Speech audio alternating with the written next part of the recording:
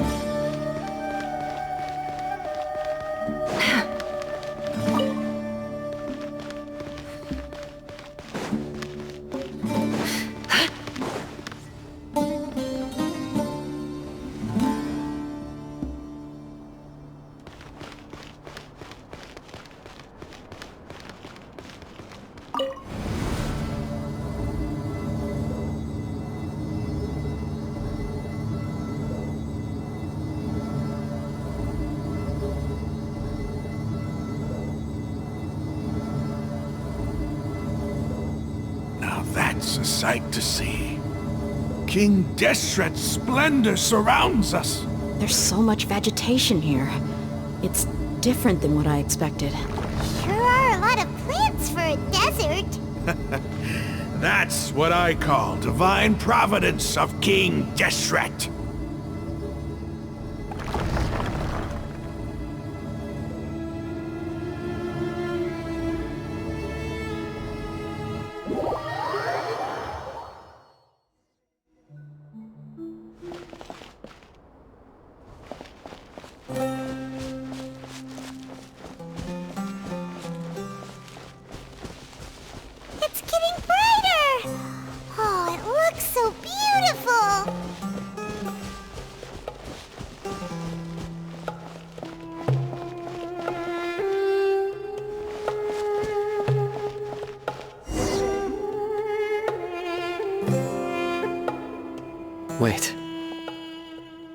What's that? A load of flowers. And it looks like there's something among them. These are King Deshret runes. They left something behind. Yes. It's an elegy written in an ancient script. What does it say? Here lies our faithful priest Kasala. His wisdom is a miracle among the people, deserving of high praise and admiration. You can read ancient King Deshret script? Of course. Every student needs to master at least 20 languages before they graduate. He's not serious, right? There's still something off about this place. The elemental energy here is too concentrated. The scent of life. Is it trying to tell us something? Is this it?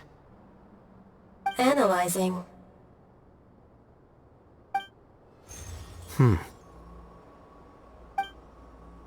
There seems to be a hidden message among these skeletal remains. Excellent. There's a device from King Deshret's civilization in this gravesite. I'll transmit the information over and project it for everyone to see. Isn't sharing knowledge against the Academia's rules? Yes. However, under the circumstances, I'd prefer you to see this for yourself. You'll understand after watching it.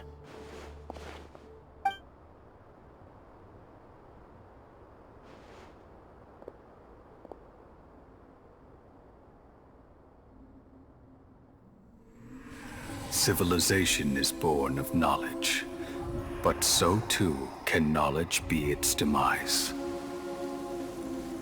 A disaster caught us unaware. It was knowledge that did not belong to this world. King Deshret brought this forbidden knowledge into our world, and it quickly spread like a plague. People's minds were filled with crazed whispers. Dark gray scales spread across their bodies. Even the land was stripped of its vigor. Only a desperate, deathly silence remained. Were it not for greater Lord Rukkhadevata from the forests, the damage would have been irreversible.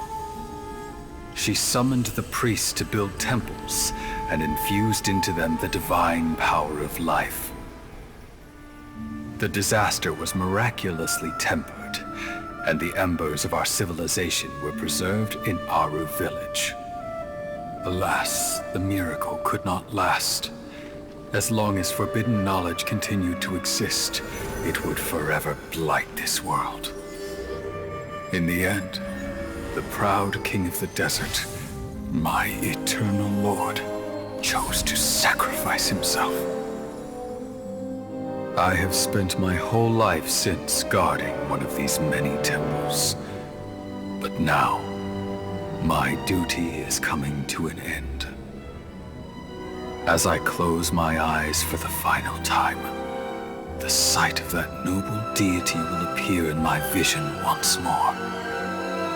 In helping King Deshret to eradicate forbidden knowledge, she exhausted her strength, and her form became that of a small child.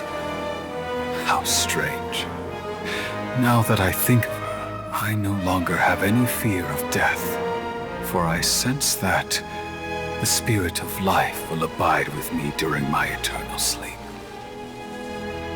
Children of the desert, cling no longer to past grievances, but hold tight to the memory of this act of benevolence. What was that? The priest's memories. No, impossible. Greater Lord Rukkhadevata.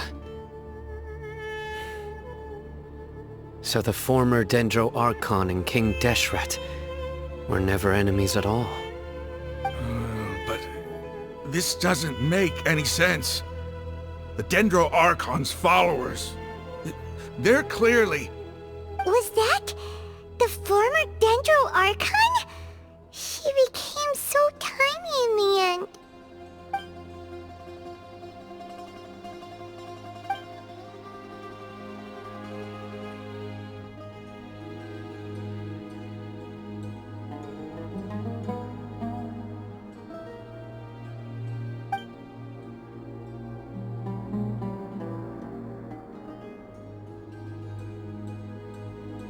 You might be distrustful of the Akasha, but there's no reason for you to doubt King Deshret's technology. You've just witnessed his priest's last words. I've never heard about any of this before. The surviving followers of King Deshret all gathered in Aru village. Our god did not make mistakes. We refuse to believe any of the rumors. King Deshret's death, the all but total annihilation of our civilization, it was all Greater Lord Rukkhadevata's doing. We saw her as nothing more than a traitor, who stabbed us in the back in our moment of crisis. Just like us humans, fighting, feuding, double-crossing each other to survive in the desert. You were blinded by your prejudice.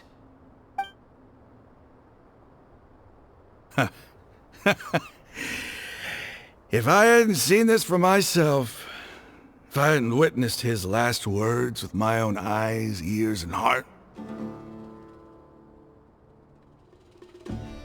how could I ever begin to accept this? The truth is so far from what I've always known. Am I really supposed to believe that after all these years, all this time seeking revenge, suddenly now my enemy is my savior? Raman, that's enough. Give it a rest. You're starting to make a fool of yourself. Dia, tell me, my Eremites and I, what are we even fighting for?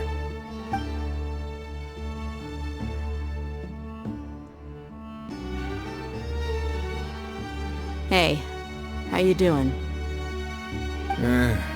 I'll live. Thanks. I should probably go. Can't just stay here forever. What's your next move gonna be? Oh, I know what you're going to ask. I feel deeply ashamed of everything I've done. You'll get everything you're asking for.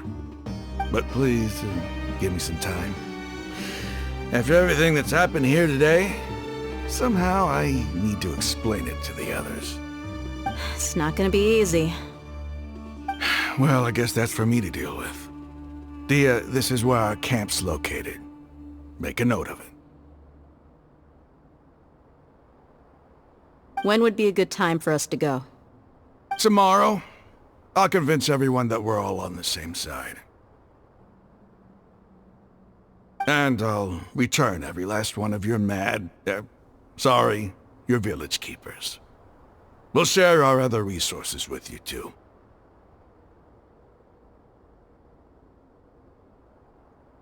You seem to finally understand that our true enemy is the sages. Yes, the gods never gave up on anyone. It's the people responsible for all this that need to face the consequences of their actions. That must have been rough, but he seems to have figured things out now. Raman's no fool. Being the leader of your own faction in the desert is no easy feat. It's too bad he was held back by his belief in King Deshret.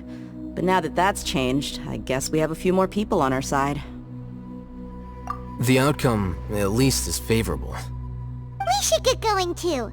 Let's head back, have a proper meal, and a nice, long sleep. We'll need all our energy tomorrow.